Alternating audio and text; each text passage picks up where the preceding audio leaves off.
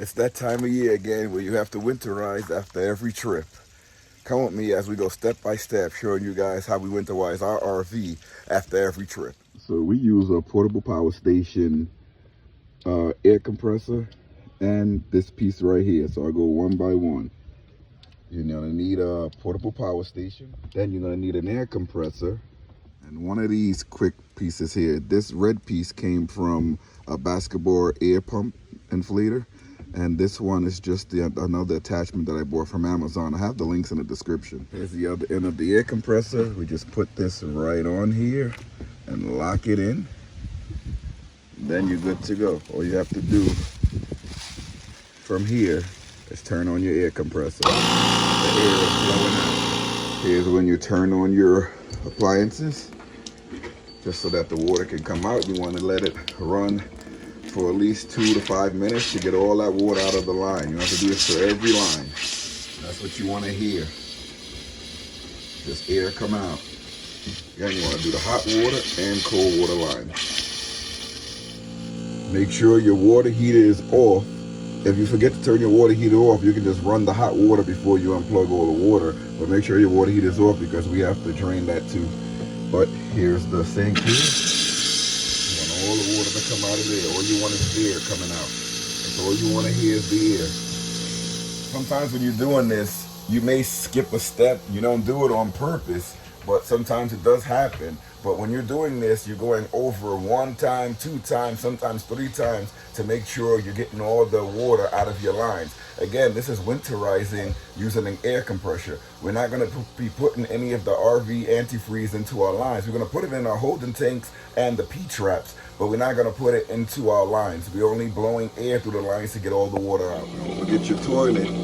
See that line over there? That's full of water. You got to hold that, put the pedal down there. You hold it down and blow all the water out.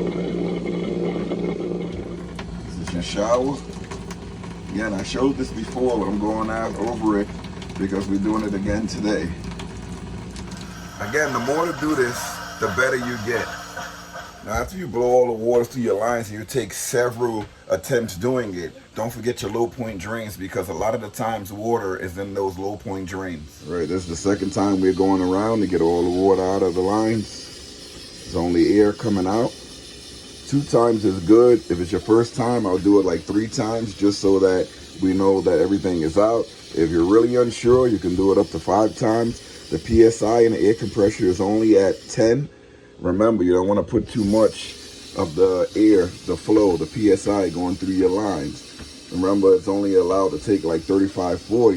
With the air compressor, we're only doing about 10. So we're doing a lot less than the water flow that we're allowed to come through the water spigot in the campground. If you have kids, always a good idea to have a secondary toilet because when you're winterizing, everybody's gonna have to go to the bathroom. So we brought the secondary toilet in, the portable toilet. Look at that, we found some water in the hot water line in the bathroom. See that? That's why you always come through 2 times, maybe 3 times. There's a second attempt in the shower, just a little bit of water came out, not a lot. But you want to make sure you can try to get every last bit of water out of there. When you hear air, then that's when it's good. You'll see it.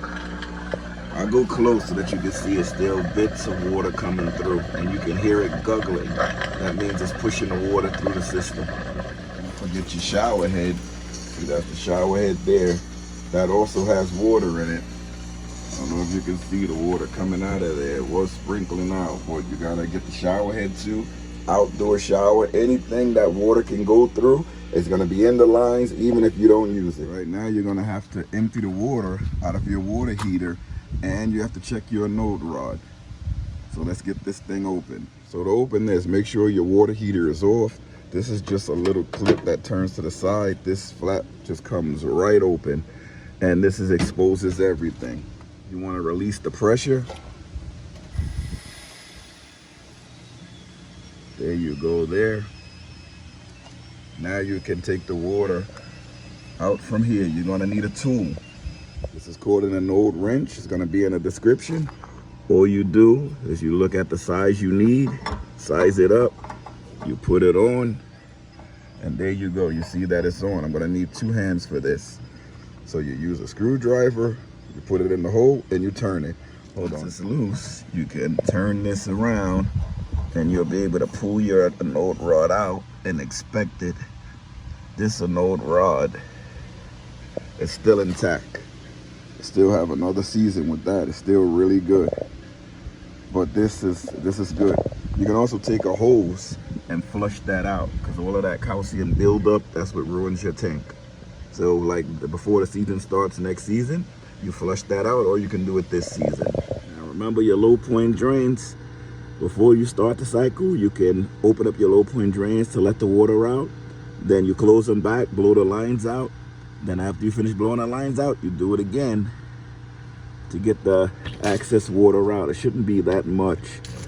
It's only the water that was in there when you were blowing the lines. You also have your fresh water tank over here. You want to open that one up too. And there you go. You leave those open for the winter. Fresh water tank, that's your hot water and your cold water, your city water connection. That's where all of that comes out through. Let all the water out. Again, this is easy to close up.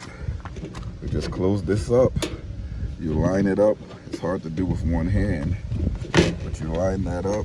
You twist that, close it. Now that's all secured.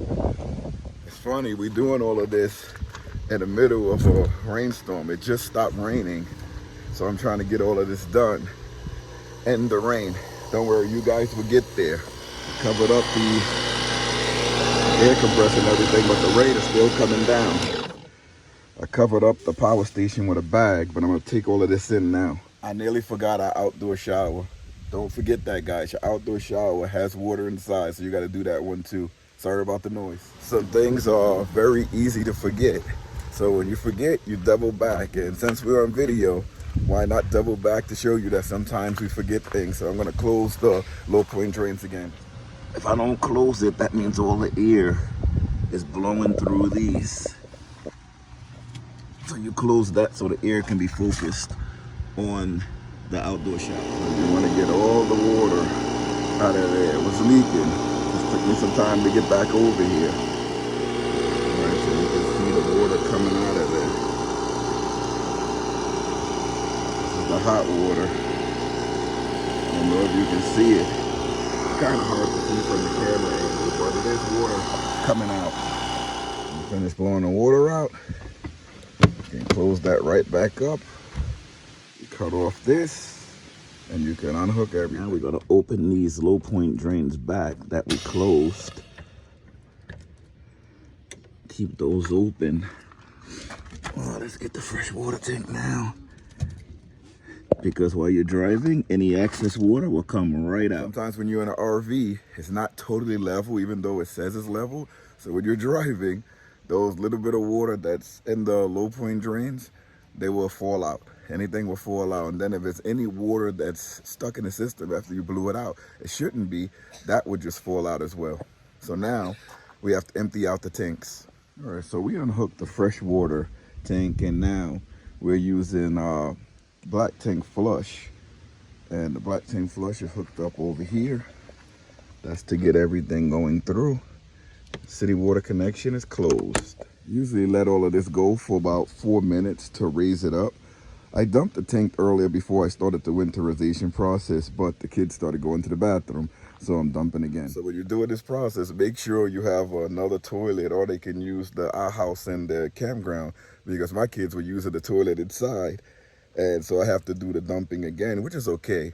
I threw a gallon of water down the toilet just to clear every residue that was there. And this is like the 4th time I'm raising up the level of the black tank and throwing it out. So that's what you got to do. This is all you need to winterize your RV. So cool. This is probably going to be the thumbnail. Yeah, there's not much you need. Regular air compressor from Amazon and some RV and marine antifreeze. You can get this from Amazon or Walmart. All right, you want to leave both of your tanks open. Well, we have 3, so we have all 3 of our tanks open just to get all the residue out. We don't want no water left inside. Our water softener we turned upside down just to get all the leftover water outside of it. You want to turn it upside down and get all the water out. We'll leave this out for a bit of it because I still have to put the hitch on. Here's the RV antifreeze. You just let it pour it down into your sink. Again, it's gonna go into your P-traps. I know I gotta clean up in here, but I can do that later. Same thing for your black tank. You wanna open up, get it all in there. This is gonna go into your P-traps and eventually go into the holding drain. Right where you empty everything out, you want it to go in there too. And you want to get inside your tub. I told you about the uneven RV, so you want to try to get this exactly in there if you can.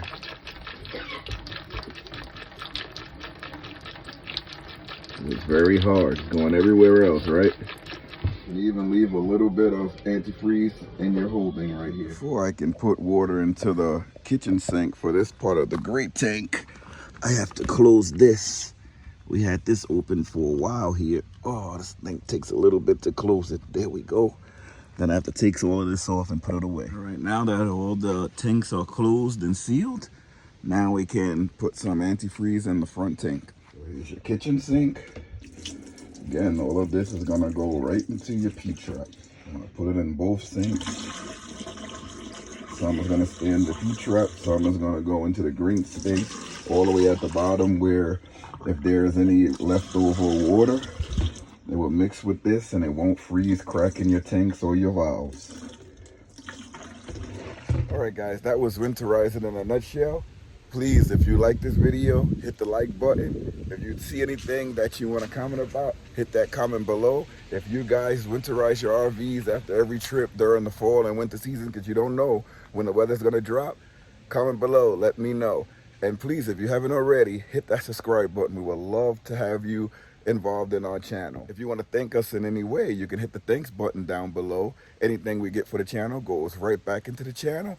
And if you use any of our links from the Amazon storefront or the links in this video, Amazon does throw us back a little kickback. That's just their way of showing us good respect for throwing us a little bone, just for showing you guys how to use the products and showing them that we got them from Amazon. Until next time, see you later, everybody, and make sure you stay tuned for the travel day video after this first fall camping trip.